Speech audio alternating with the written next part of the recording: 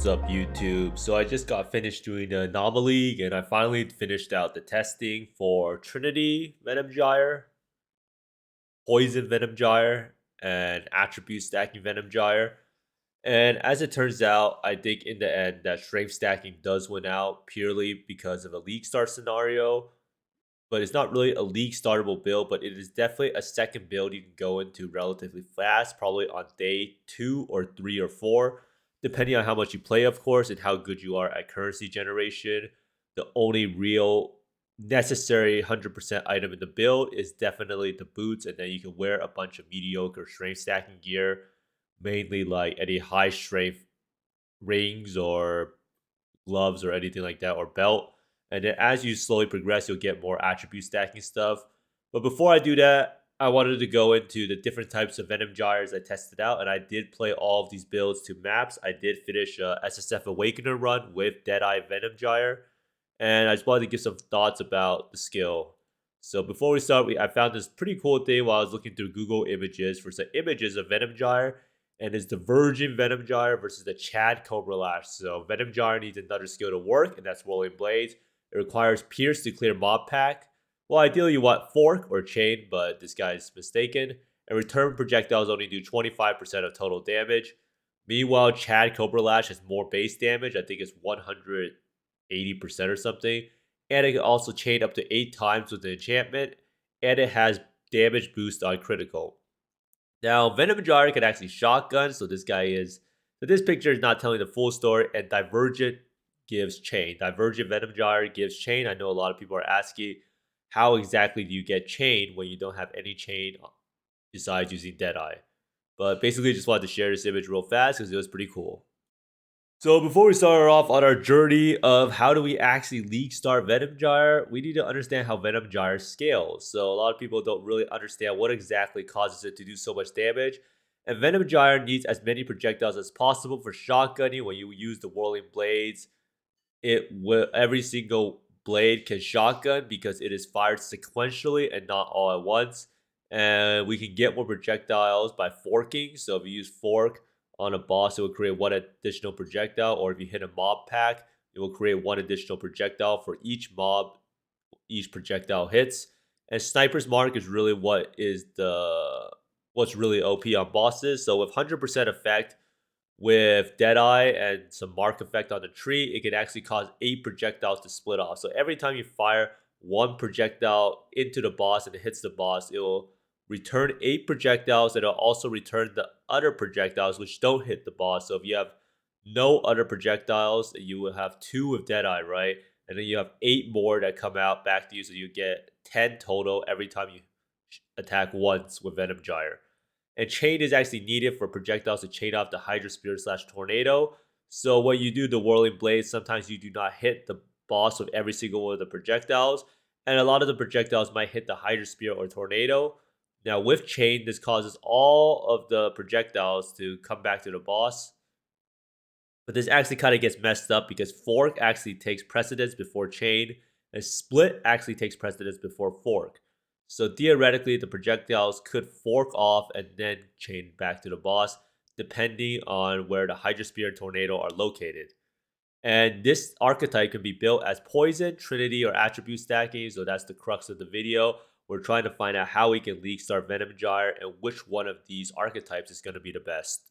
So this is the variant I'm going to be recommending most people to do, which is Trinity Venom Gyre on Deadeye. I did play this on SSF, so if you really wanted to try it out, and you wanted the smoothest experience, as soon as you hit maps, you'll be able to play Venom Gyre. So as soon as you finish all of your labs and you're able to get the ascendancy here, which is you get the +1 chain, +2 projectiles, and Tailwind, you'll be able to play Venom Gyre. And that's what I did on my SSF run. And Trinity Venom Gyre is best on Deadeye and Ascendant because of extra projectile and built-in chain. And also because the tree is a lot better for Venom Gyre. Marauder kind of really suffers from how long it has to travel, and I did tinker around with it a little bit, and it didn't feel very good to play Berserker on it. And it also suffers a lot because it has to use so many Phantom Blades jewels to make it up for it. And it is more SSF friendly because you can be played as soon as you reach maps, like I said, and it probably has the highest scaling potential and perfect endgame gear. So if you ever got an 11 link Claw of the Squire, you'll probably just kill everything. Now, the main problem with Trinity is the fact that you have to run 50% damage aura, so your character will be a lot squishier. So if you're actually playing, so if you can see here, this is Ascendant Trinity Venom Gyre. Well, not Trinity, but this is Lightning Strike. You usually have to run either Anger or you would have to run the lightning damage aura. So that means you can't run Grace and Determination. So that's actually a pretty big problem. Now, I do believe that Trinity Deadeye Venom Gyre is the easiest way to play at SSF though. But it will probably run into a bit of a wall once you start trying to farm T16s and doing Maven invites. And Maven might be a little bit tricky without a lot better gear. Now, Ascendant is notable because you do get an extra projectile, but you don't have chain, but you can get the chain for Divergent Venom Gyre. And a nice part about the Ascendant is you do get one additional projectile. You also get Tailwind, and you also get the increased effective marks. But most importantly, you also get 15% more damage, and you have Rage. And Rage is actually pretty underrated, especially on a build like Venom Gyre where a lot of it is burst. So you could use a Berserk during that phase where you're actually whirling blades, and it actually ends up doing a lot of damage. So I really like Trinity Venom Gyre. The damage is really fast and upfront compared to the Poison variant. And the Poison Venom Gyre is just kind of a complete disaster. I don't know why I even leveled up the Assassin, but there's too much anti-synergy for it to work. I ended up trying it, and Sniper's Mark creates the extra projectiles that you need to return to you. But Sniper's Mark doesn't actually scale poison damage, so ideally you would probably have to use Whispers of Doom and get another Anoint for Despair. And Point Blank also does not benefit poison, so this one note right here, which is 30% more damage for projectiles, actually just does not benefit us at all. And it also has to be played as an assassin, or the damage is just not really there. If you actually take a look at Assassin, with Perfect Agony, Assassin does an insane amount of damage, and the build is pretty much unplayable as Poison Crit without being an Assassin. And being an Assassin means you have no projectiles and extra chain. And next, delayed damage for clear feels really, really bad. Like a lot of people on my stream, you watch me play Poison Venom Gyre versus Trinity Venom Gyre. Poison Venom Gyre just clears so much worse. So you're literally taking the best part of the skill, which is its clear, and turning it into complete dog shit. And that's pretty much the case for most poison builds, unless you get like Acid Apps for chain or Acid Apps for clear, or you just purely rely on Plague Bearer and Occultist Pops. And there's no real endgame scaling potential past 10 mil plus DPS, and that's just how poison works. You don't really have a large source of poison multi, like crit multi, and it just ends up being really stuck on damage at a certain point. So if you really wanted to put this game to super late game and be able to one-shot bosses, then Poison Venom Gyre or Poison in general is just not going to be your cup of tea. So lastly, we have Strength Stacking. And Strength Stacking, I do think is the best variant, but requires a really high currency floor and that you need Replica Alberon's Warpath. And if you go look at, what's it called, the Healing Ninja, and it's always nice when you do League Start builds to look at how much your items will actually cost at the start. And you can see here now it's 19x. Obviously, it's not 19x, so it pretty much started at 390 chaos. So if you remember back in the day, Exalts used to be like, I think it's 50, 60 chaos.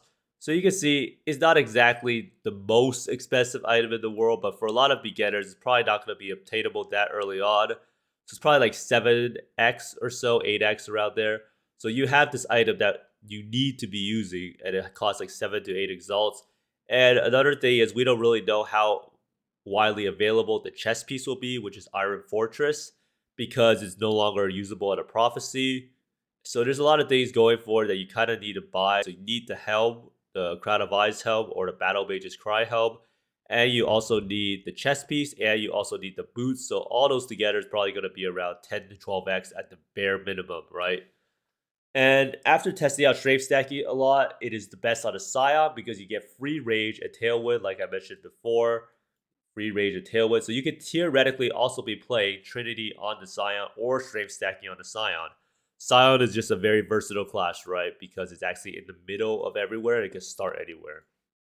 And Strength stacking is pretty defensive with max block, evasion, and max res. Now, the reason behind that is because Iron Fortress, let me pull up an Iron Fortress, right? So let's see how much Iron Fortress is at early on, right? So this is the chest we're all talking about. So 6 Link Iron Fortress it's pretty expensive. This is like easily like 8x. So you have a 16x, but that's pretty much just the price of any 6 Link early on, especially uniques.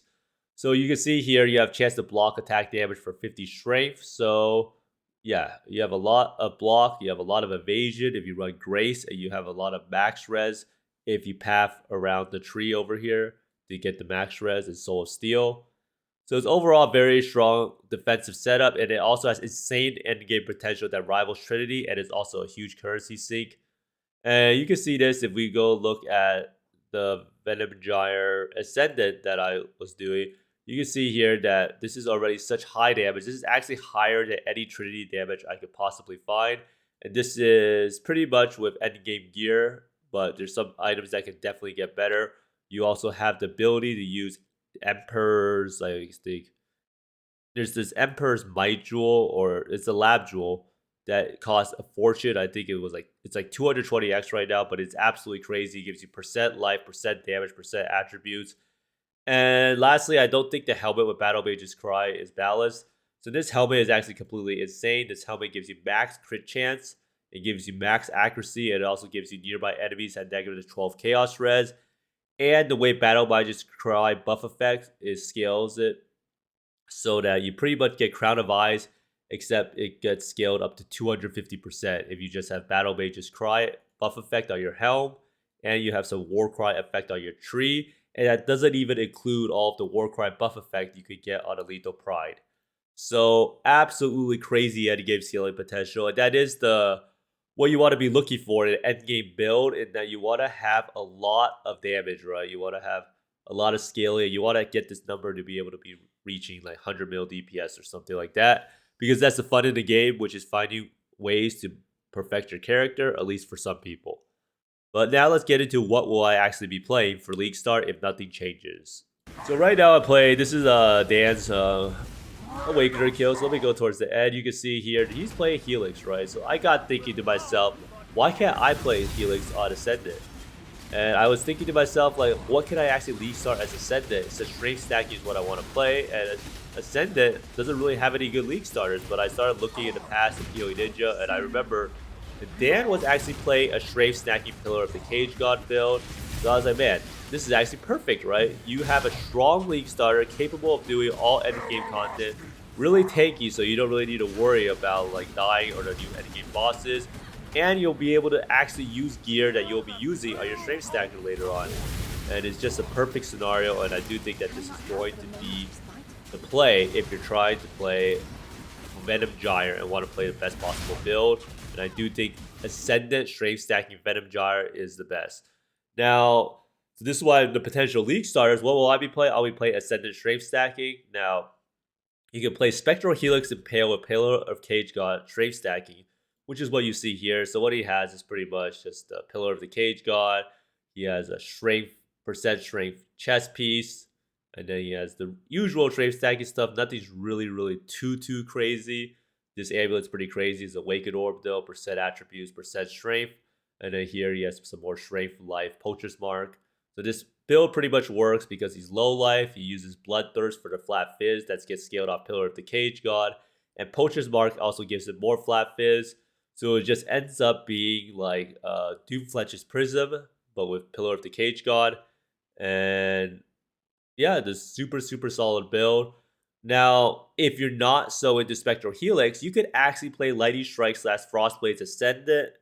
And this is going to be very similar to the Lightning Strike Berserker, except it'll be a lot more chill to play.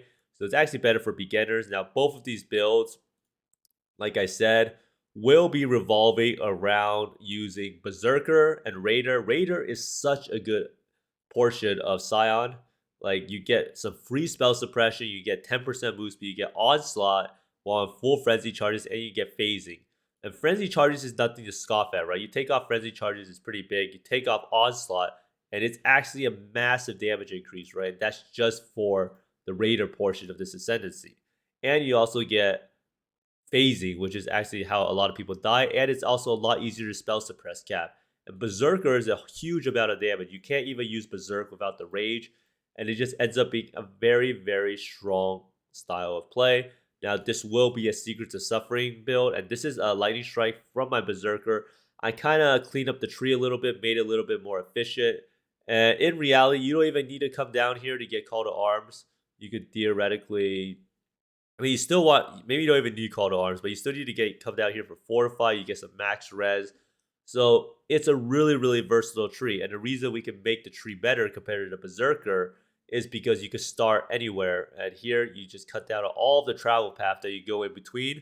And all of these points saved and the points saved on and the extra points you gain on an Ascendant makes a huge difference for how good the build could be, right? Because you can get more access to clusters, you can get more access to jewels, and it's just a very, very strong ascendancy. And it's actually really nice that there could be potentially two different options that you could play in order to get you what you want, right? Yeah, so you could theoretically, I mean, you wouldn't even need to come down here if you just get Fortify on Champion, right? Instead of the Raider, and then you could just start through here and path through here, and it'll be perfect. You don't even need these pathing points. I don't even know why I have these. So yeah, so you can see here, Ascendant fixes a lot of the traveling issues. The Berserker Raider portion is super strong, and it actually ends up being more damage than the Berserker almost, or nearly more damage. And it's going to be a lot easier to gear for spell suppression if you choose that route. And most importantly, it will allow us to play Ascendant Strength Stacking Venom Gyre.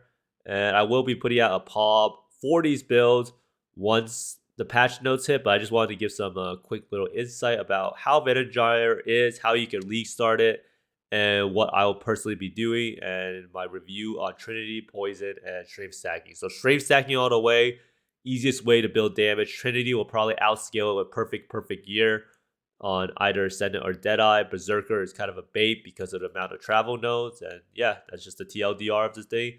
So hopefully you guys will join me on a journey of playing Ascendant if nothing changes. And I might even change my mind. There might be a new skill that will blow me away. But thanks for watching, everyone. I hope you find more mirrors, exalts, mage bloods to me, and see you next time. Bye.